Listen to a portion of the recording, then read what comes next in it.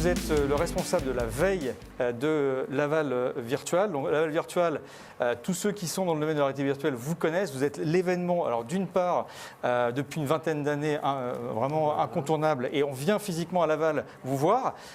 Mais depuis l'an dernier, vous avez été un des premiers, je crois, précurseurs à utiliser également les technologies virtuelles pour faire continuer votre événement.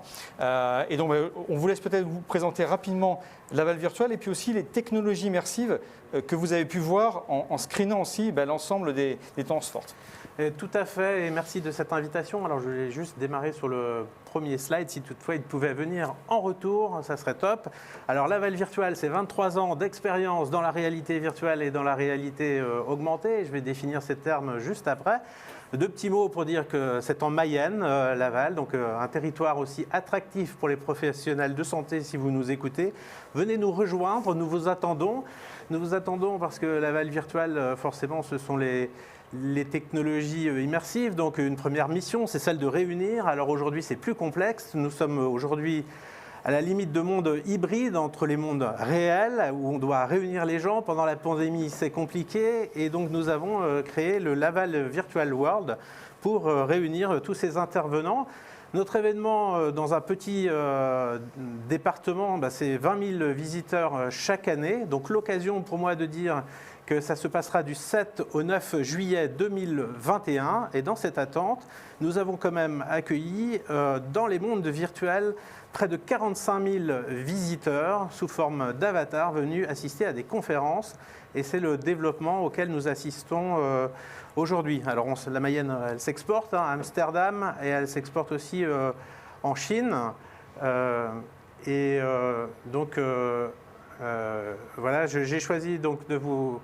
Voilà, donc voilà, on est arrivé, on y est. Je vous dis deux mots sur les définitions. Donc tout le monde connaît la vidéo 360 qui permet de la formation, mais là il manque un petit peu d'interactivité puisqu'on ne peut que s'arrêter ou tourner.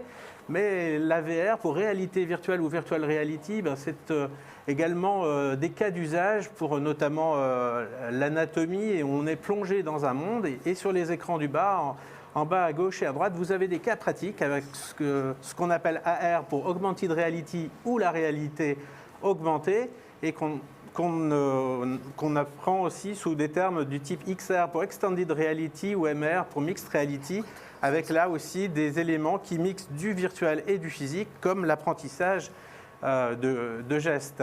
Alors du coup, on va lancer la vidéo Mojo Vision, parce que l'effet bluffant de 2020, c'était la réalité. C'était comment dirais-je, la lentille en réalité augmentée. Alors ça, c'est du futur, sera disponible d'ici moins de 10 ans. Ça n'a pas de lien direct avec la santé, si ce n'est que c'est une lentille et qui pourrait être aussi une lentille correctrice.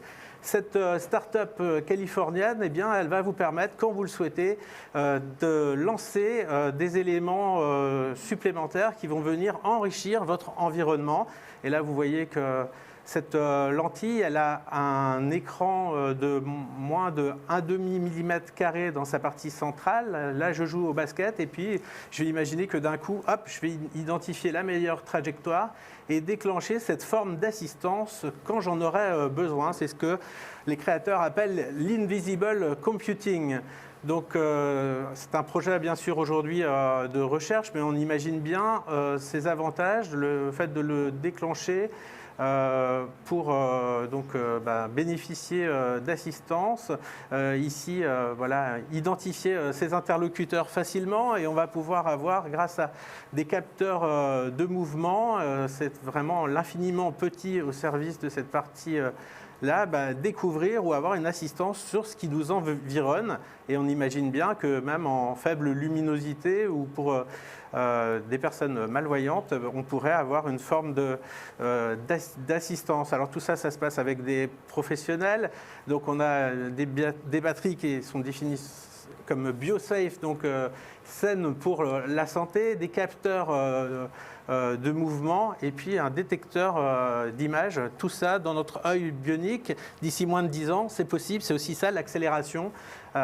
Aujourd'hui, c'est une seule couleur avec du texte, mais voilà, comme je le disais, 1,5 mm² d'écran interactif. Et demain, je vais pouvoir intervenir. Alors donc on revient dans le secteur de la santé, puisque là on voit bien les bénéfices tout secteur, mais dans la vidéo suivante que l'on peut lancer, on va donc au bloc opératoire avec le consortium IMEC. On est chez nos voisins belges, une petite vision à l'international, hein, puisque nous faisons cette veille. C'est le docteur Durinck, et donc je remercie le docteur Frédéric Van Gestel pour les vidéos, qui utilisent Microsoft HoloLens de première génération, et ils sont en partie préclinique.